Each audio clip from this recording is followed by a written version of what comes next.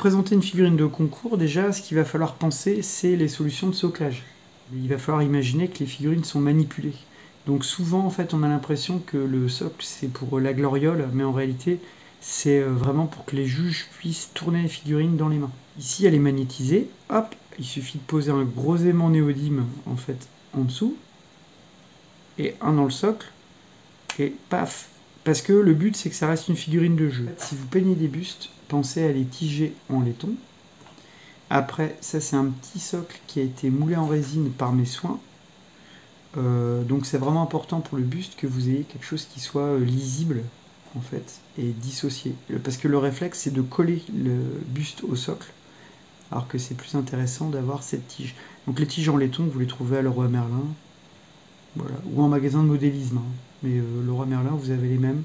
Ça se coupe avec une scie tradie. Ouais, c'est pas très cher non plus. Hein. Là, pareil, vous pouvez aussi couper des barres à rideaux, hein, si vous voulez. Hein. Tant que c'est pas en noir. Ça, c'est brut. C'est la résine qui a vécu. À l'époque, moi, j'avais fait une commande à un ébéniste pour qu'il me fasse en MDF des socles. Sur le modèle des socles PP. Donc, il y a une lip ici. Et il y a un creux, ce qui permet de coller le décor à l'intérieur sans se prendre la tête. Ça, c'est une figurine qui m'a valu un petit trophée. Donc au niveau du soclage, je m'étais un peu éclaté à faire un moulage en résine avec un truc pété au marteau et recollé à l'araldite. Alors j'essaie de faire la mise au point. Voilà. Sinon, on peut faire soi-même des socles en carte plastique. Donc ça, c'est un cube en bois de jeu. Et il est recouvert de carte plastique peinte. Fabriqué en résine. Et c'est un socle coffrage. Donc en fait, dedans, on peut faire des trucs, couler de la résine liquide et tout. Alors ça, ça va me permettre d'aborder justement la composition. Alors, sur les Lord of Plague que vous allez développer, je pense que c'est un élément qui est vraiment important. C'est qu'il ne faut pas penser que la figurine toute seule. Il faut vraiment penser le décor avec. Hein. Donc là, ici, on a carrément un socle type scénette, où on pourrait mettre plusieurs figurines dessus.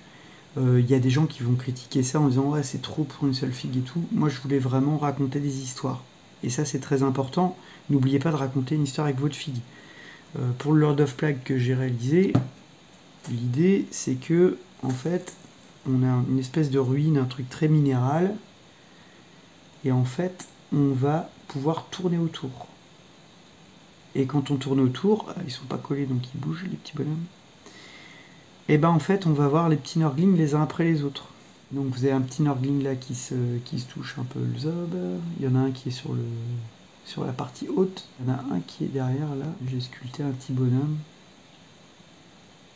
En concours, faut pas oublier que les juges, ils regardent surtout les défauts. Parce qu'en fait, quand vous arrivez à un certain niveau, tout le monde peint bien en fait. Et ils cherchent les petits défauts. Et les petits défauts, c'est notamment, par exemple, est-ce que les pieds de la figurine touchent bien le décor? Vous voyez? Et en cherchant ces petits défauts, ils vont être surpris par ces tout petits trucs, en fait, auxquels ils ne s'attendent pas. Et c'est là où vous planquez les petits éléments dans le décor. Et là, le gros pépère. Et pour terminer, un petit exemple de scénette. Qu'on avait fait avec Masp à une époque.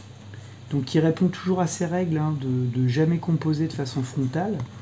Donc vous voyez ici, tout est en diagonale, tout est posé sur les angles pour que on tourne autour. Voilà, il n'y a rien de droit, ce qui fait qu'en fait vous allez pouvoir tourner autour de la scène et chaque angle sera intéressant. Hop, c'est un petit peu poussiéreux parce qu'on l'a fait il y a 10 ans avec David. Donc voilà, je peux regarder la scène d'ici, tu vois. Dans la vitrine, moi tous les ans je la tourne d'un quart de tour. Ah oui, c'est un petit détail aussi que j'ai oublié de préciser. En fait, on penserait qu'en figurine de jeu, on maltraite nos figurines. Il faut savoir qu'en concours, on les maltraite davantage, en fait. Parce qu'elles sont manipulées beaucoup par des gens qui tournent autour. Donc, il faut que l'assemblage il soit nickel.